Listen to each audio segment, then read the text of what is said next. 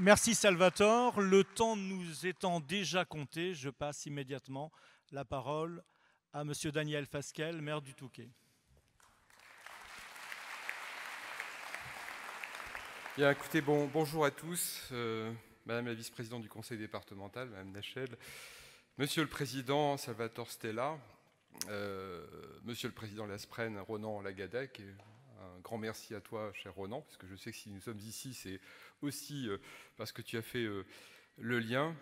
Mesdames et messieurs les présidents d'associations, mesdames et messieurs les acteurs de la protection de l'enfance, mesdames, messieurs, je prends la parole ce matin. Je ne vais malheureusement pas pouvoir rester avec vous parce que tout simplement j'ai des obsèques à 10 heures d'une amie et la famille m'a demandé de dire quelques mots. Donc je ne pourrai malheureusement pas écouter notamment le discours de Ronan et le discours de Madame Lachey. J'espère que voilà, il me pardonne. Je suis vraiment heureux par contre de vous accueillir ici au Touquet Paris-Plage pour ces 42e assises nationales du CNAEMO et j'ai tenu à vous accueillir personnellement dans notre belle station pour au moins 3 raisons. La première raison, c'est naturellement qu'en tant que maire du Touquet Paris-Plage, je suis fier que vous ayez choisi notre station pour organiser ces assises. C'est la deuxième fois, je crois, depuis la création de votre structure. La première fois, c'était en 1988. Et que vous soyez si nombreux à avoir fait le déplacement jusqu'à notre Côte d'Opale. Vous venez de partout en France et je salue nos concitoyens d'outre-mer également. Une Côte d'Opale fidèle à sa réputation qui vous offre un soleil radieux. Je dis ça pour les gens du Sud, vous voyez, et pour ceux qui accordent trop d'attention à la météo, à la télévision. Le Touquet ayant été d'ailleurs en mai de l'année dernière la ville la plus ensoleillée de France, vous voyez, donc il ne faut pas croire tout ce qu'on vous raconte à la télé. Et des températures les plus clémentes. J'espère que malgré le sérieux et la densité de votre programme d'échange, vous aurez tout de même le temps, Monsieur le Président, vous leur laisserez quand même un peu de temps pour qu'ils puissent profiter quand même de la station, de la Côte d'Opale et de ce beau soleil.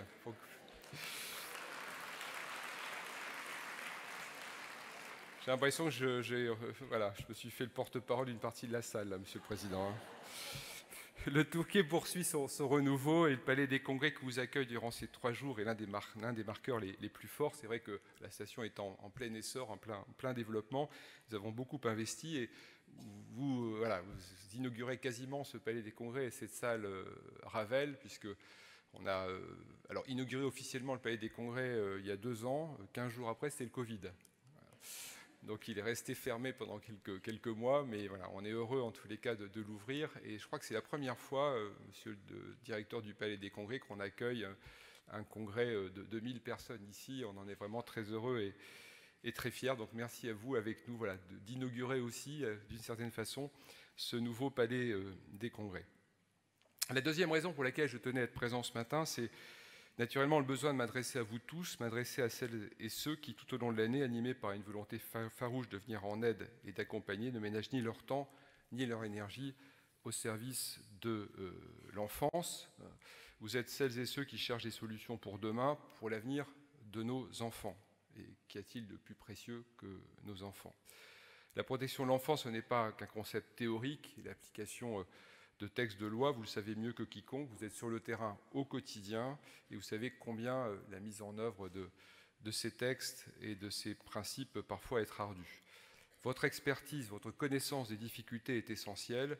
Vous êtes les premiers observateurs de l'évolution de notre société, de ses tensions, et votre regard doit pleinement venir nourrir les décisions nationales et locales, et je souhaite que les pouvoirs publics soient pleinement à l'écoute de vos demandes, de vos attentes, de ce que vous pouvez nous faire remonter du terrain.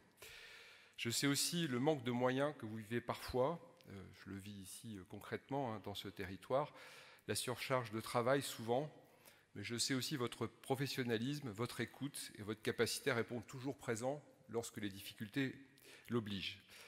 C'est pour cela aussi que je souhaitais être parmi vous, pour vous remercier pour votre engagement et vous dire combien votre travail est précieux. Ce ne sont pas des mots de courtoisie que je vous adresse ici, mais bien la traduction d'un constat fait par le maire du Touquet, parce que, vous savez, le Touquet, c'est une station, mais derrière la station, il y a également une ville. Et dans cette ville, il y a des habitants, dont certains peuvent aussi souffrir, peuvent aussi être en difficulté, peuvent aussi avoir besoin d'être accompagnés. Et puis, c'est aussi le regard de l'ancien député, puisque j'ai été député pendant 3 mandats de cette 4e circonscription du Pas-de-Calais. Et cela m'amène à la troisième raison de ma présence devant vous ce matin, celle du partage de vos préoccupations. Dans ce département marqué par de grandes disparités, j'ai pu mesurer combien les acteurs de l'éducation et de la protection de l'enfance sont utiles pour notre territoire et précieux pour notre territoire. Dans l'esprit du grand public, à la faveur d'une mise en lumière médiatique quelque peu biaisée, la protection de l'enfance a plutôt une image urbaine. Mais je sais comme vous qu'il s'agit d'un cliché et qu'il existe en milieu rural, et le Pas-de-Calais est un grand département rural, bien des difficultés qu'il ne faut pas occulter. Il y a fort heureusement là aussi une forte synergie des acteurs dans nos campagnes. Député du Pas-de-Calais, je me suis très tôt intéressé aux sujets liés au handicap, à l'autisme et à la protection de l'enfance. J'ai été à l'origine de la création du groupe d'études autisme à l'Assemblée nationale. L'autisme a été la grande cause nationale en 2012. On s'est battu beaucoup avec les familles au niveau national et fort heureusement dans ce domaine on a rattrapé un peu de notre retard, pas complètement. Et dans la foulée de cet engagement qui a été le mien au niveau national, j'ai créé ici au Touquet-Paris-Plage une école parentale pour enfants autistes. Et Dieu sait que ça a été difficile parce que je l'ai fait en marge des institutions. Et j'entendais ce que disait tout à l'heure le président, mais parfois on est un peu prisonnier de nos institutions, de nos textes, d'une certaine rigidité française, d'un beau jardin à la française. Il faut laisser aussi plus de liberté au terrain, au territoire, aux initiatives et faire confiance aux acteurs que vous êtes en lien avec les parents, en lien avec les personnes accompagnées, en lien avec les acteurs du territoire. J'en suis profondément convaincu. On a ici créé, par exemple, aussi sur le même modèle, une haltérothérapie Alzheimer au Touquet-Paris-Plage, et que ce soit la haltérothérapie ou l'école parentale pour enfants autistes, ça fonctionne avec des professionnels, mais également avec des bénévoles, avec l'application des parents, bien évidemment, pour l'école parentale pour enfants autistes, avec l'implication de la société. Et ça fonctionne, et on a de beaux résultats. Et je pense que c'est aussi un message qu'il faut faire passer auprès des pouvoirs publics, que de laisser plus de liberté aux initiatives locales, de les encourager, de les accompagner, plutôt que parfois les encadrer ou les freiner, voire les empêcher. En tant que parlementaire, en 2014, 2016 et 2017, j'ai déposé plusieurs propositions de loi justement visant à la protection des personnes dans l'âge fragile et vulnérable de l'enfance et de l'adolescence. Ces propositions de loi, que vous pouvez retrouver sur le site de l'Assemblée nationale, visaient à intégrer en droit français de manière plus concrète les articles de la Convention des Nations Unies relative aux droits de l'enfant, et notamment le principe de primauté de l'intérêt supérieur de l'enfant, la prise en compte de sa volonté dans les décisions prises, un sujet au cœur de vos préoccupations durant ces 3 jours. Et je suis juriste, je suis professeur de droit, j'enseigne à l'Université du Littoral Côte d'Opale à Boulogne-sur-Mer.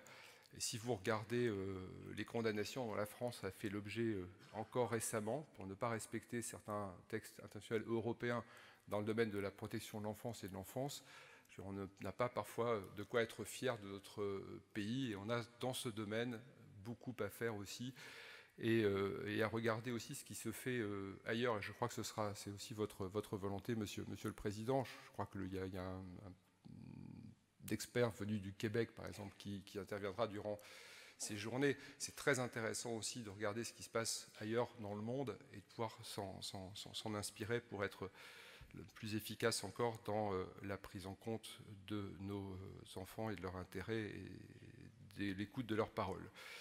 À travers ces propositions de loi, j'ai aussi proposé d'ailleurs un durcissement des sanctions en cas d'exposition des mineurs aux violences diverses, et notamment à la pédopornographie, un sujet qui malheureusement reste tristement d'actualité. Voilà, je ne serai pas plus long, car je sais votre programme riche et dense, mais vous l'aurez compris, je souhaitais être parmi vous ce matin, mais brièvement pour vous accueillir en tant que maire du Touquet-Paris-Plage, ancien parlementaire, conseiller régional, mais surtout pour vous dire toute ma reconnaissance pour l'action qui est la vôtre, tout l'intérêt que je porte à vos travaux pendant ces 3 jours. Merci à vous pour ce que vous êtes, merci à vous pour ce que vous faites, merci à vous d'avoir choisi le Touquet-Paris-Plage. Très belles assises, très bonne journée et à très bientôt. Merci. Merci beaucoup, Monsieur Fasquelle, et bravo. La parole est à Madame Evelyne Nachel, vice-présidente au Conseil départemental du Pas-de-Calais, en charge de l'enfance, de la famille et de la protection maternelle et infantile. Merci. Mesdames, Messieurs, je suis particulièrement heureuse de vous accueillir dans notre département pour ces 42e assises du CNAEMO. C'est bien sûr pour moi l'occasion de saluer les adhérents et les professionnels issus du territoire, mais aussi tous les acteurs engagés en faveur de l'enfance et venus d'ailleurs, qui auront non seulement le plaisir de participer à vos échanges, mais aussi celui de découvrir la Côte d'Opale. Le thème que vous avez choisi pour vos travaux résonne singulièrement avec l'actualité du département. En effet, cette question de la participation est au cœur de la démarche « Construisons notre Pas-de-Calais » souhaitée par notre président Jean-Claude Leroy et initiée le 6 décembre dernier. Pour élaborer les orientations de la collectivité, et notamment le pacte des solidarités humaines, nous avons souhaité nous appuyer largement sur l'écoute des habitants, des partenaires, des professionnels et des personnes accompagnées elles-mêmes. Le pari de la participation et de la co-construction est exigeant. Il l'est pour construire nos politiques publiques, il l'est aussi au quotidien dans les accompagnements mis en œuvre par vos services. S'appuyer sur le pouvoir d'agir des personnes accompagnées, entendre la parole de l'enfant et des jeunes, construire avec les familles autour des besoins fondamentaux de l'enfant, cela suppose parfois d'être bousculé. Cela invite à changer nos méthodes et finalement à raisonner à partir de l'humain plus qu'à partir des dispositifs et des périmètres institutionnels. Je suis consciente que les réflexions que vous conduirez sur ces thématiques interviennent dans un contexte souvent difficile pour la protection de l'enfance. Les missions que nous réalisons sont impactées par les conséquences sociales, psychologiques de la crise sanitaire et résonnent avec les difficultés que rencontrent tous les métiers de l'humain dans la justice ou la santé. Le Pas-de-Calais ne fait pas exception. Avec plus de 7000 enfants confiés et plus de 4000 mineurs accompagnés à domicile par les services d'AEMO et d'AED, c'est un des départements qui connaît l'activité la plus forte au niveau national. Lorsque j'échange avec toute simplicité avec les professionnels, éducateurs, assistants familiaux, beaucoup me disent qu'ils sont parfois désemparés de ne pas pouvoir répondre au mieux à toutes les situations. Pour relever ces défis, il sera bien sûr nécessaire de faire évoluer notre offre d'accompagnement et les moyens que nous consacrons à la protection de l'enfance. C'est ce que fait notre département dans un cadre d'un plan d'urgence ambitieux. En 2 ans, le département du Pas-de-Calais a ainsi soutenu les opérateurs de l'accompagnement à domicile pour développer 489 places d'accompagnement renforcées. Mais ces aspects quantitatifs sont indissociables des pratiques concrètes que nous mettons en œuvre pour remédier aux difficultés familiales et éducatives. Notre ambition ne doit pas être seulement de mettre une mesure en face de chaque difficulté et un lieu d'accueil en face de chaque ordonnance de placement. Elle doit être de construire avec les familles et les enfants une relation humaine qui leur permette de bien grandir, de s'épanouir dans leur vie sociale et aussi de réaliser leurs rêves. Cette ambition, qui est la vôtre dans vos journées, ne peut pas se traduire par des dispositifs ou des grands schémas. Elle repose avant tout sur l'engagement des professionnels au quotidien, sur le fait de prendre le temps pour écouter les personnes, sur le fait de considérer et de respecter chacun, sur la mobilisation de toutes les ressources du territoire et aussi sur des pas de côté que les uns et les autres se permettent. Nous devons conserver cet état d'esprit dans les difficultés. Nous devons même les développer. Cette culture de l'humain et du pouvoir d'agir de chacun, c'est celle que nous entendons promouvoir dans le Pas-de-Calais. Je suis donc convaincue que nous aurons à apprendre de vos travaux et je suis certaine que les initiatives portées localement pourront également les nourrir. Je pourrais également m'attarder sur l'accès aux droits pour les familles et les enfants ou encore sur les conditions d'un dialogue réussi entre familles et professionnels ou les effets de nos pratiques et nos regards sur les enfants, les parents que nous accompagnons au quotidien, mais je ne voudrais pas anticiper sur les échanges à venir. Je vous souhaite donc à toutes et à tous une très bonne journée et de très bons travaux. Merci.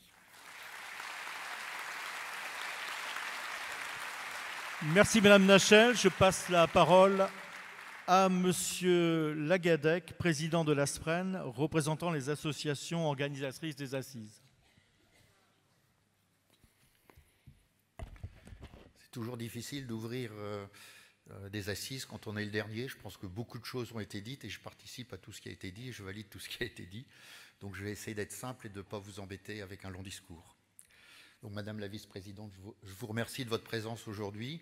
J'ai remercié personnellement Daniel Fasquelle, le maire du Touquet, d'être venu et je remercie le président Salvatore. Et merci aussi à vous, congressistes.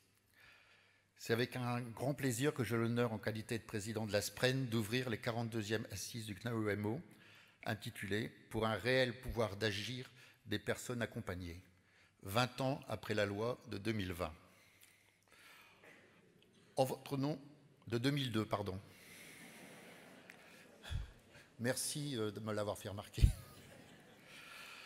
En votre nom, je voudrais d'abord remercier tous ceux et toutes celles qui ont donné de leur temps pour organiser ces assises dans cette belle station du Touquet et son tout nouveau palais des Congrès.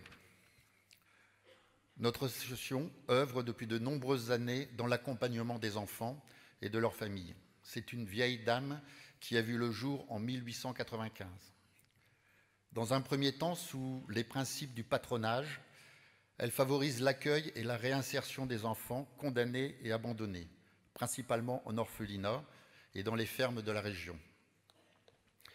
Elle évolue au fil du temps et se mobilise sur la prise en charge des enfants et adolescents en difficulté.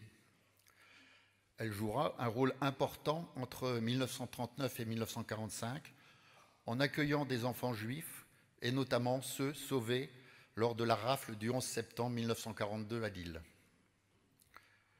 Plus de 125 ans après sa fondation, Ensemble pour l'enfance, Association Spren œuvre plus que jamais à l'accueil et à l'accompagnement des enfants, jeunes adultes et de leurs familles.